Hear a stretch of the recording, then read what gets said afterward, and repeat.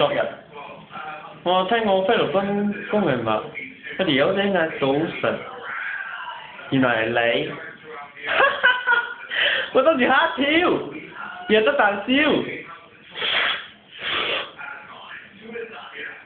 依家呢個世界上，驚住有人嗌早晨，咁樣真係當我流啫。嗱，阿叔嗌早晨，你睇車快啲要用隱定亦精死眼嘅，我話睬你都嘥氣，直到都唔睇牌。嗱，呢度有快步，只要我輕輕一捽，就變一粒波，因為我未發功啊。係嗰個發功啊！變咗麻雀啦得咩啊？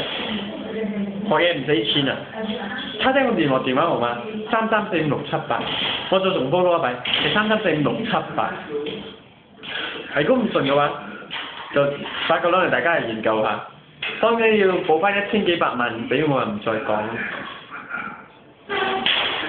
10點後鐘冇打嚟，因為我打緊機。